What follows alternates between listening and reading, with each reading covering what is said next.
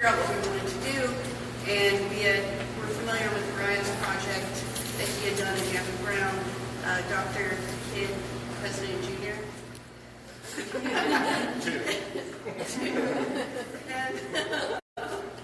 and we thought, that we were really inspired by the work, and after speaking with Brian and doing studio visits and having so many phone conversations, it was pretty clear that this was exactly what needed to happen here, and seeing how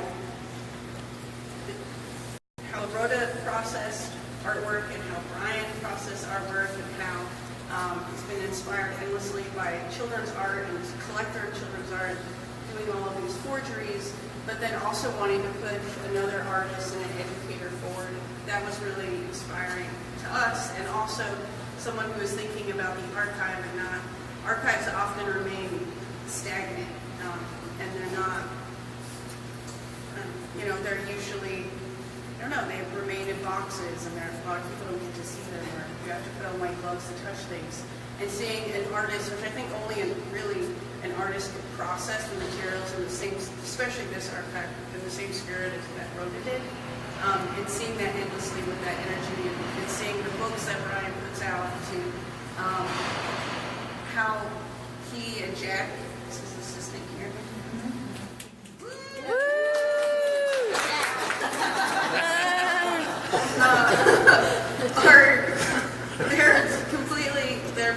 they're infatuated with it, They spend all day in the archive looking through things, and they're endlessly excited and happy about what it is that they're pulling out on a daily basis. I'm kind of rambling now, so I'm going to give it to George. But that was sort of, that kind of energy is something that we really respond to, because we work a lot with archival materials as well, and seeing that another artist is working similarly just made me super pumped.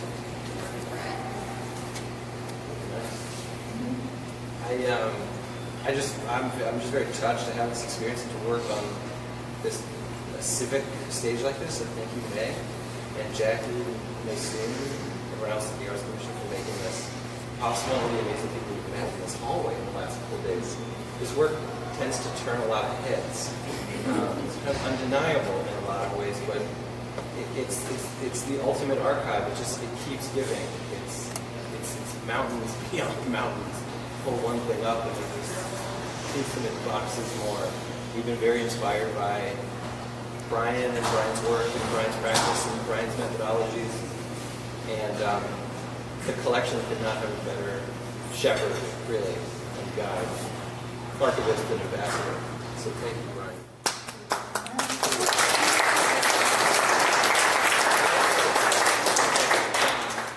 Lindsey and I were just amazing. We didn't know anything about it. So this is in many ways just the tip of the iceberg. Rhoda Kellogg was a true San Francisco visionary. I mean, in the spirit of great San Francisco visionaries in the second half of the 20th century, and should be much more known than she is. So hopefully this is the first of many. There's plenty more work that she cataloged and classified and kept. And she wrote elegantly on the subject. So I would encourage you to find some of the books online. There'll be a big stack of them over at the Arts Commission at the desk if you want to take a look. But it's important to note that the history lives on, of course, and the Phoebe Hearst School that she started is alive and beyond well. It's incredibly inspired. Lindsey and I just spent a day there the other day with Irene Byrne, who's the current director, and it's amazing. So I just wanted to pass the mic to our friend Irene. I also want to thank Jen DeJoya, who's here, who's an educator for many years at Phoebe Hearst, who moved to the East Coast and was the connection point between Brian and the collection. The collection now lives in Connecticut, where Jen lives, and she's been totally indispensable in every way, conceiving of this exhibition and trying to figure out the most important points to really communicate. I'm going to introduce Brian now.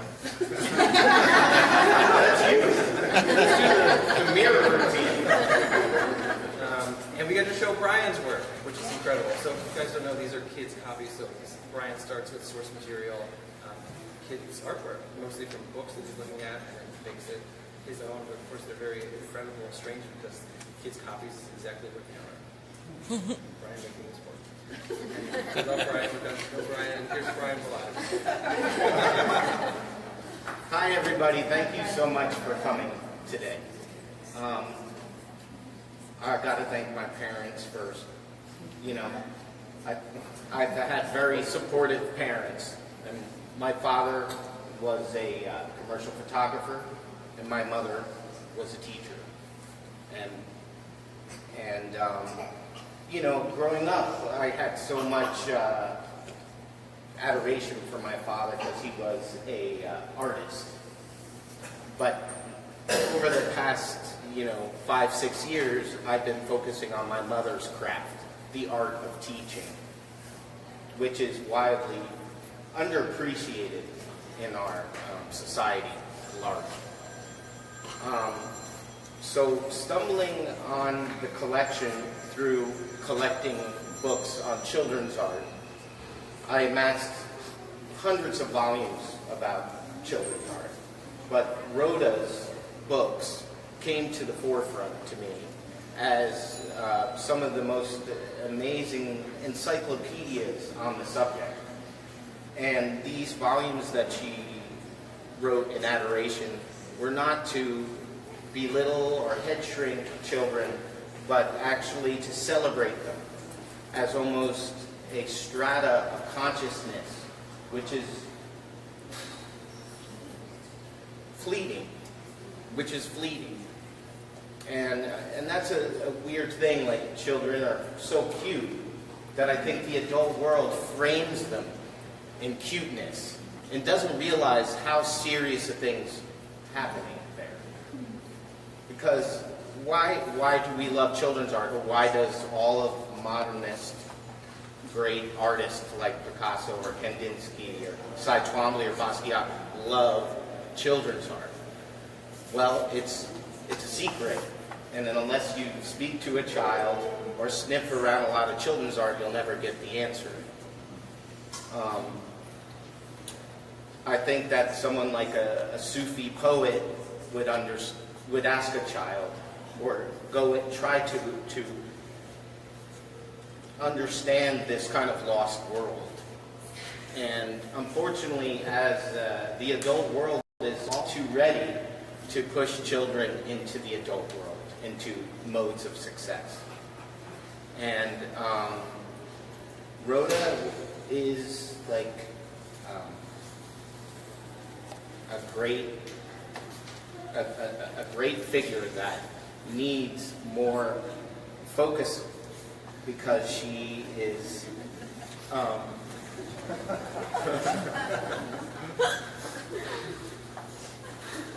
it's just been staggering to work with the collection, and it's been like my own version of discovering the pyramid in Egypt. Jen DeGioia, who is the custodian of a portion of the collection in Connecticut, first day that we went over and checked out this collection in a storage locker, it was like a pyramid of boxes, 20 feet into the sky. And me and an assistant and her started opening these boxes. Wow, look at this. Wow, wow. There were so many wows. Our jaws hurt.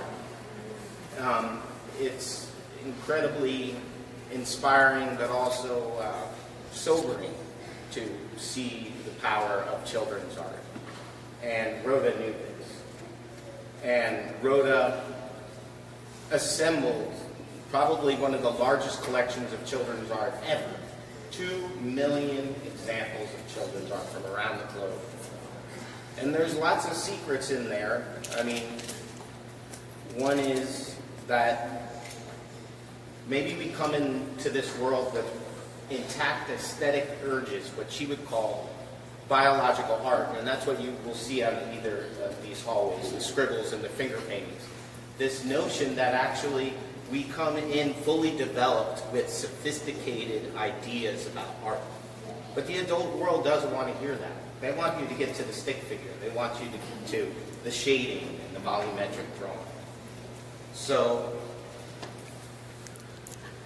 I don't know, I'm just really humbled to have this opportunity. Thank you so much to be able to put this work up here, because the old SF MoMA is just 100 feet away from here.